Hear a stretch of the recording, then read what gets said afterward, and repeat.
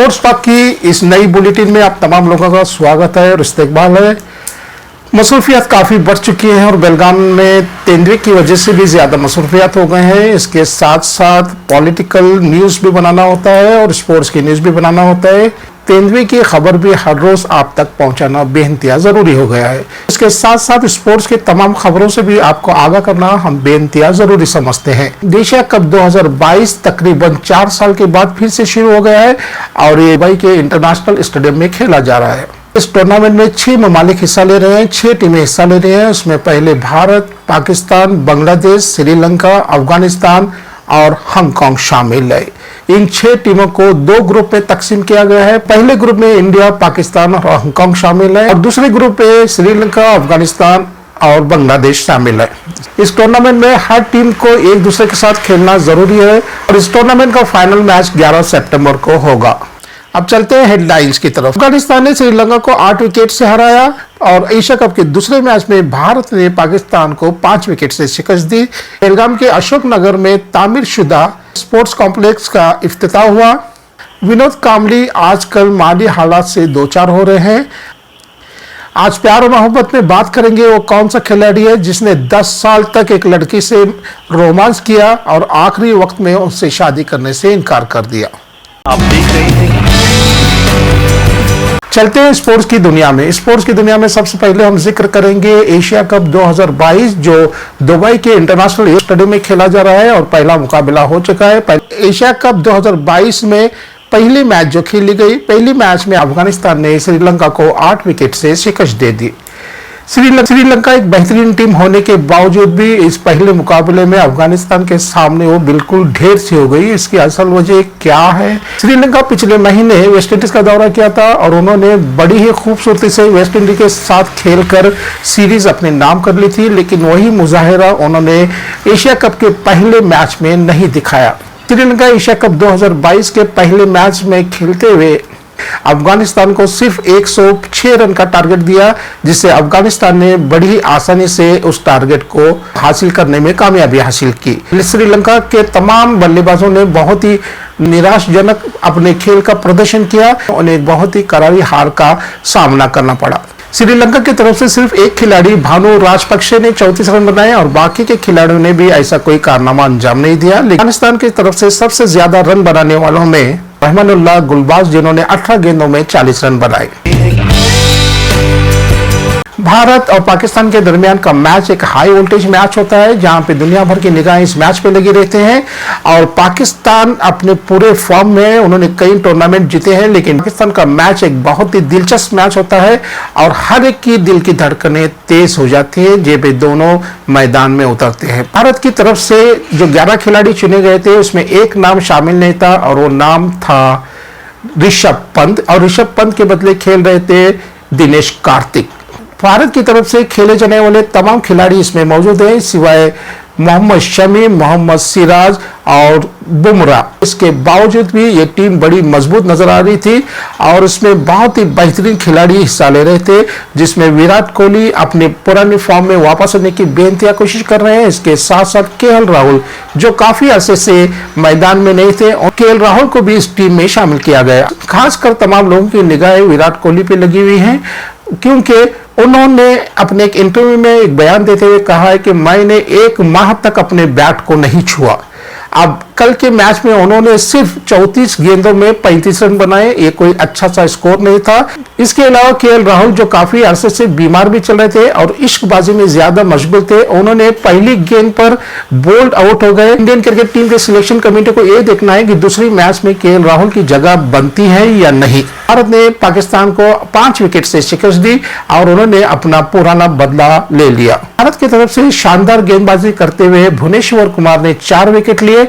इसके अलावा हार्दिक पांड्या ने भी 3 विकेट चटकाए। हार्दिक पांड्या अपने गेंदबाजी के साथ साथ बल्लेबाजी में भी कमाल कर दिया और उन्होंने भारत को एक शानदार जीत दिलाने में एक बड़ा रोल अदा किया। हार्दिक पांड्या की जितनी भी तारीफ की जाए कम है और हमेशा वो जीत के हीरो माने जाते हैं। हार्दिक पांड्या का पिछले आईपीएल में उन्होंने अपने अच्छे खेल का मुजाहरा करते हुए अपनी टीम को फाइनल तक पहुंचाया और वहां पे आईपीएल की पहली ट्रॉफी हासिल करने में उनकी टीम कामयाब हो गई। इस जीत के दूसरे हीरो हैं रविंद्र जडेजा, जिन्होंने अपने बल्लेबाजी का शानदार मुजाहरा करते हुए भारत को एक शानदार जीत दिलाई। ये वाला शॉट, ये अच्छा शॉट है, फ्लैट शॉट है, 6 वाला शॉट है। Hardik Pandya, hard hitting Pandya, Hardik the allrounder Pandya, the most valuable player Pandya. Bharat के कैप्टन रोहित शर्मा ने टॉस जीतकर पहले गेंदबाजी का फैसला किया। जब पाकिस्तान बल्लेबाजी के लिए उतरी तो उनकी शुरुआत कुछ अच्छी नहीं रही और उन्होंने अपना पहला विकेट बाबर आजम, जो पाकिस्तान के कैप्टन है और आज इस वक्त वो दुनिया के एक बहुत ही शानदार बल्लेबाज है, लेकिन भुवनेश्वर की गेंद पे वो सिर्फ 10 रन बनाकर अर्शदीप के हाथों कैच आउट हुए। बाबर आजम के आउट होने के बाद फखर जमा मैदान में उतरे, लेकिन उन्होंने ऐसा कोई कारनामा अंजाम नहीं दिया और वो अंपायर के आउट देने से पहले वो क्रीज छोड़कर पवेलियन लौट गए, जिसकी वजह से बहुत से शायकीन और बहुत से दिग्गज क्रिकेटर ने उनकी बेइंतहा तारीफ की। और पाकिस्तान के 10 खिलाड़ी 20 ओवर खेलकर सिर्फ 147 रन का टारगेट इंडिया को दिया। ये टारगेट ज्यादा मुश्किल तो नहीं था, लेकिन मैच खत्म होते होते ये टारगेट जरा मुश्किल सा नजर आ रहा था। आखिरी गेंद तक सबकी सांसें रुकी हुई थी और किसी को ये पता नहीं चल रहा था कि ये मैच किसकी झोली में जाएगा, लेकिन हार्दिक पांड्या ने इस खेल के आखिरी गेंद पे छक्का मारकर भारत को एक शानदार जीत दिलाई। भारत को हमेशा इस बात का ख्याल रखना चाहिए कि किसी भी टीम को आसानी से ना ले, ना ही वो अफगानिस्तान को आसानी से ले, ना ही श्रीलंका को आसानी से ले, ना ही बांग्लादेश को आसानी से ले। और हर टीम को चाहिए कि किसी भी टीम को आसानी से ना ले, इसी में उनकी बेहतरी होगी। आप देख रहे हैं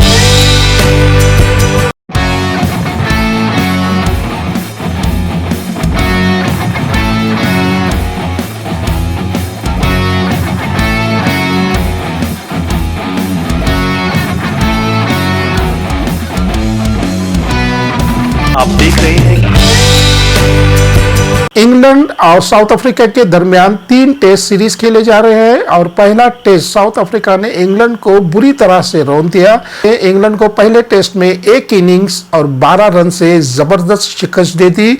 इंग्लैंड के क्रिकेट की तारीख में यानी 19 साल में पहली मर्तबा है कि इंग्लैंड इस तरह से बुरी तरह से हार गया, लेकिन इंग्लैंड के जांबाज खिलाड़ियों ने हिम्मत नहीं हारी और उन्होंने दूसरे टेस्ट में साउथ अफ्रीका को इसी तरह से शिकस्त दी, जिसमें 1 इनिंग्स और 85 रन है। और इस जीत का सहरा जाता है बेन स्टोक, जिन्होंने एक जबरदस्त सेंचुरी बनाई और उनका साथ दे रहे थे बेन फॉक्स, जिन्होंने 113 रन बनाए। सबसे ज्यादा विकेट लेने वाले हैं ओली रॉबिन, जिन्होंने 43 रन देकर 4 विकेट हासिल किए। तीसरा टेस्ट अभी बाकी है और तीसरा टेस्ट फैसला करेगा कि सबसे बेहतरीन टीम कौन सी है। इंग्लैंड इस वक्त वर्ल्ड टेस्ट चैंपियनशिप के स्टैंडिंग में 7वें नंबर पर है। बात करेंगे विनोद कांबले की। विनोद कांबले किसी जमाने में सचिन तेंदुलकर के दोस्त हुआ करते थे और उन्हीं के साथ उन्होंने स्कूलिंग भी की थी और उन्होंने स्कूल में क्रिकेट खेलते हुए सचिन तेंदुलकर के साथ एक बड़ा स्कोर का रिकॉर्ड कायम किया था। लोगों का कहना यह भी था कि विनोद कांबले सचिन तेंदुलकर से कहीं बेहतर है, लेकिन उनमें ना डिसिप्लिन था, ना ही उन्हें बात करने का तरीका आता था, ना उसमें कोई सलीका था। वो हमेशा ज्यादा से ज्यादा शराब नोशी में अपनी जिंदगी गुजार ली थी। लेकिन विनोद कांबले के अपने बिहेवियर से, अपने बर्ताव से, अपने अखलाक की वजह से उनकी माली हालत बहुत ही गिर चुकी है और वो पाई के लिए मोहताज हो गए हैं। एक इंटरव्यू में अपने जिंदगी के सफर के बारे में कहते हैं कि मैं इस वक्त बेइंतहा परेशान हूँ और मुझे पैसों की बेइंतहा जरूरत है। इस वक्त मैं सिर्फ बीसीसीआई से मिलने वाले 30,000 की पेंशन पे अपनी जिंदगी गुजार रहा हूँ। हालांकि क्रिकेट की दुनिया में उनके बहुत से दोस्त भी हैं और अहबाब भी हैं, लेकिन कोई भी प्लेयर उनकी मदद करने के लिए तैयार नहीं है और इसकी असल वजह है विनोद कांबले का बिहेवियर। इंसान को चाहिए कि अपने अखलाक अच्छे रखे, अपना बिहेवियर अच्छा रखे और दोस्तों के साथ हंसमिल कर रहे। मुसीबत की घड़ी कब किसी इंसान के दरवाजे पर दस्तक देती है, जब भी कोई ऐसा मसला दरपेश आए तो दोस्त उनकी मदद के लिए दौड़ पड़े। बेलगाम शहर में 3 चीजें बहुत मशहूर हो गई हैं। एक तो है तेंदुए की गिरफ्तारी, दूसरी चीज है इलेक्टेड कॉर्पोरेटर्स को कब उनके इख्तियारात दिए जाएंगे और तीसरा मौजू जो खेल से ताल्लुक रखता है, और वो है अशोकनगर में तामीरशुदा स्पोर्ट्स कॉम्प्लेक्स कब खुलेगा और ये कब एक्टिवेट होगा, यहाँ पे कब आम लोगों के लिए खेलने का मौका दिया जाएगा। लेकिन हमें बताते हुए बेइंतहा मसरत होती है कि अशोकनगर में तामीरशुदा स्पोर्ट्स कॉम्प्लेक्स अब खुल गया है। कांग्रेचुलेशंस के आखिरकार कई सालों के बाद ये कॉम्प्लेक्स ओपन हो गया। ये हमारा अशोकनगर का जो स्पोर्ट्स कॉम्प्लेक्स है उसके बारे में चर्चा बहुत ही, लेकिन इसके अंदर बीच में पहला साल तो बारिश हो गया, दूसरे दो साल में कोविड में कोरोना की वजह से ये रुक गया था। लेकिन उसका जो डाकू जो है पूरा करके इसका ऑलरेडी टेंडर हो के लोगों को चलाने को दिए है। जी सर। आज ये स्टेट लेवल की यहाँ बैडमिंटन टेबल टेनिस कंपटीशन भी आज शुरू हुई है। इसका मतलब ये है कि आगे आने वाले दिनों में 8-10 दिन के अंदर ये जो जिम है, स्विमिंग है, वॉलीबॉल है, उसके साथ बैडमिंटन सभी गेम्स यहाँ अभी 4 दिन के अंदर यहाँ से शुरू हो जाएंगे। और स्टेट लेवल, नेशनल लेवल के सभी कंपटीशन यहाँ शुरू हो जाएगी। तो पूरे बेलगाम या उत्तर कर्नाटक के सभी लोग उसका फायदा लेना चाहिए। जी। हमें ये खुलने के बाद बेइंतहा खुशी हुई, और जो हमारे नौजवान दूसरे कामों में मशगूल हैं उनके लिए बहुत अच्छी सहूलत हो गई sir. Yes, thank you sir.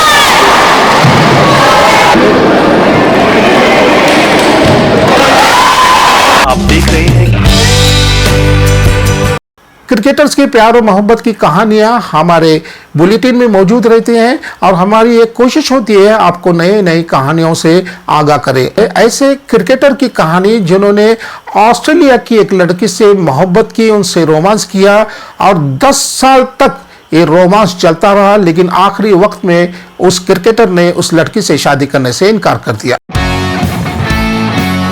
Cricket के ऑलराउंडर कहे जाने वाले इंडियन क्रिकेट में रहते हुए इरफान पठान ने कई रिकॉर्ड्स बनाए, लेकिन बात करें उनके पर्सनल लाइफ की तो एक ऐसी सच्चाई है उनकी पर्सनल लाइफ की जो हमेशा चर्चा का विषय रही है। वो है उनका लव अफेयर जो 10 सालों तक चला, शादी के मुकाम तक पहुंचने ही वाला था कि उससे पहले ही एक बहुत ही दुख भरे मोड़ पर आकर ये रिश्ता टूट गया। आखिर वो लड़की कौन थी जिसने 10 साल तक इरफान पठान से शादी करने का इंतजार किया, और क्यों इरफान पठान ने 10 साल तक इंतजार करवाने के बावजूद उसके साथ शादी नहीं की? चलिए जानते हैं ये पूरी डिटेल्स। ये बात तब की है जब इंडियन क्रिकेट टीम ऑस्ट्रेलिया दौरे पर गई थी। 2003 में इरफान पठान भी उस टीम का हिस्सा थे। इसी दौरान ऑस्ट्रेलिया में इंडियन डिप्लोमेट वीरेंद्र देव ने इंडियन क्रिकेट टीम को डिनर के लिए बुलाया था। इरफान पठान भी वहां पर पहुंचे थे।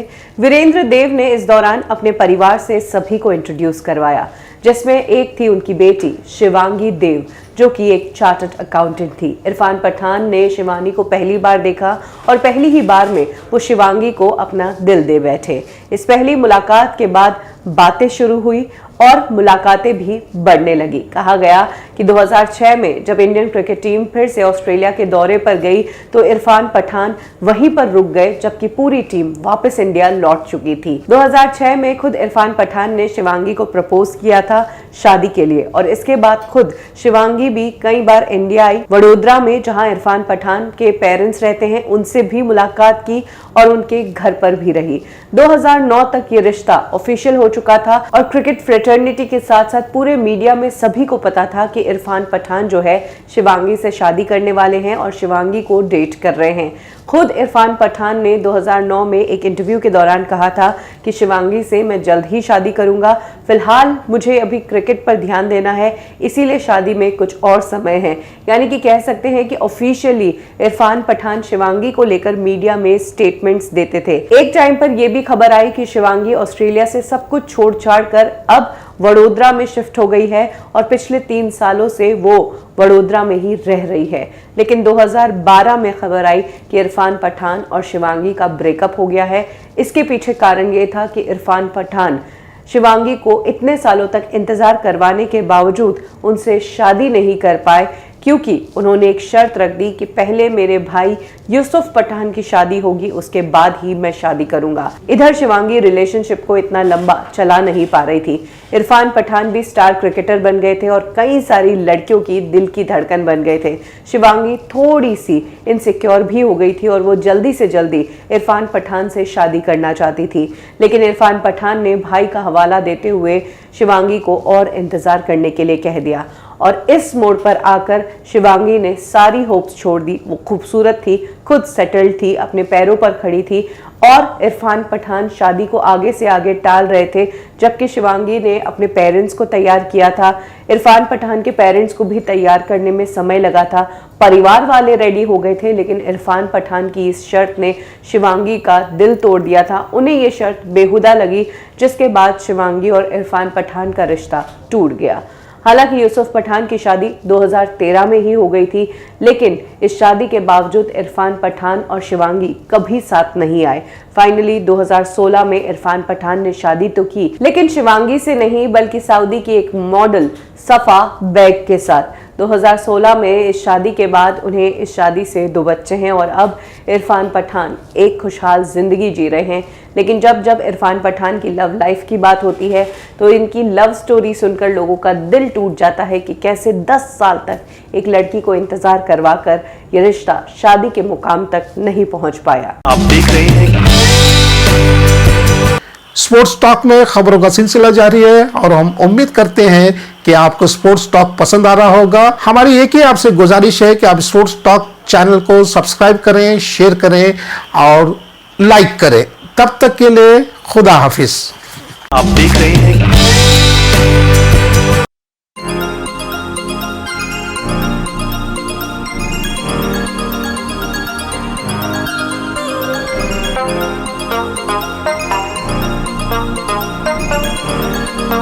आप देख रहे हैं